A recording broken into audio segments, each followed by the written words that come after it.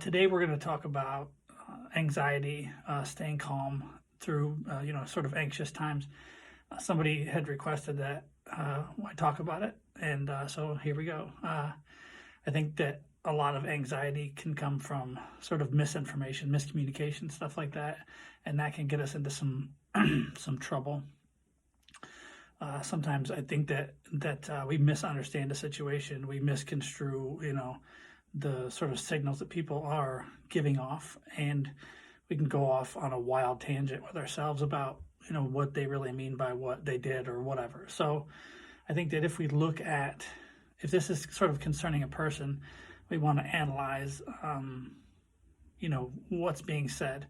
And honestly, the quickest way to kind of get to the bottom of that stuff is just asking a question, and not in an attacking way, but in one of those ways where you're like, hey, I did notice that, you're a little short, that I upset you about something, and sort of eat a little crow first, because sometimes it is us that causes that problem. And if that's where the anxiety is coming from, if it's like a relationship thing, I mean, you have those thoughts, those ideas, you can feel how people are feeling a lot of times. And so we start to sort of react to that, and a lot of times it's overreaction. So starting with just asking the question: is there something that I did to upset you? If you did, okay, cool. Is it something that I can fix? Is it something that I'm willing to fix? Stuff like that. You sort of have to analyze that and be honest about, whether you want to or not. So, yeah. If it doesn't have to do with a person, if it's a situation, like, we have to learn how to, like, if it's something that's outside of our control, that's like above our heads, right? Like with all this that we're going through right now, part of that can get really frustrating because we don't have any control. And so I think we talked about this before, just maintaining control over something, mastering the environment. I think that's what we talked about in that one. But if you're anxious about a person, ask the question, and if you well, make sure that you're ready to hear that answer. If you're going to ask the question, sometimes we don't really want to know the answer to a question, and we'll ask anyways, and then be sort of put off by that.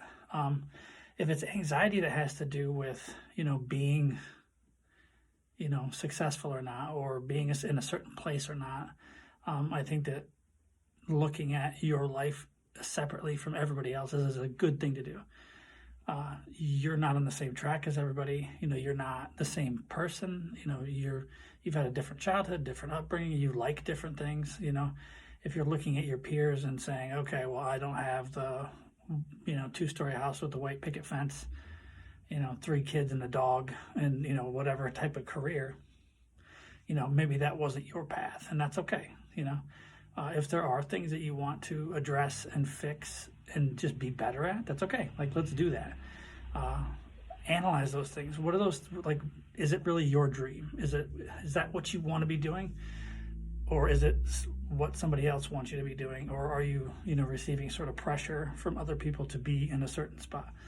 And decide whether that's what you want. Like, if you want to live in an apartment your whole life, if you want to, whatever it is that you want, you're on your own path.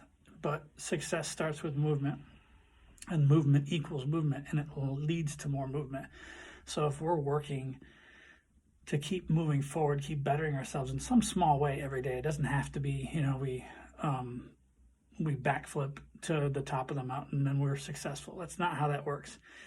That stuff comes with momentum. We need to achieve one thing. We need to, just start setting reasonable goals and meeting those reasonable goals. Like, have long-term goals, have, mid-term sort of goals, have short-term goals, and just keep everything in front of you. Keep a log, keep a journal, and start checking stuff off of that list of stuff that you want to accomplish. And when you start accomplishing things, that really tends to diminish a lot of that anxiety, because you feel like you're moving towards something and you don't feel like you're sort of spinning your wheels.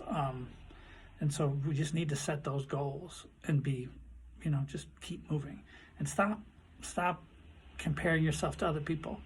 We're not other people. We're a collection of our, thoughts, beliefs, experiences, all of that stuff. Like, we're us, and we're individuals, and we're unique, and we're different than everybody else, and being on a different path is fine. You just have to understand that it's okay, and challenge yourself.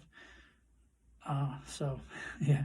But sort of keeping some of that stuff in front of you is very, very important. So you don't have to be somewhere else. You don't have to be something else, and accept that there's a lot of things that you can't change, but we have to work on changing things that are within our control. So I can change things that I can control, and I can't change what people want, think, believe. I can't make people want to spend time with me. I can't, make people hire me for a certain job, or come train with me. Or you can't make people. You can't affect, free will, and you can't take that away from people. So understanding that, like, if some people don't want to be around you, or there's certain people that, you're sort of chasing all the time, like, stop chasing them. There's people there that really want to be around you, and sort of let yourself just be, like, you're valuable, you're worth, a lot, and you need to understand that everybody has value.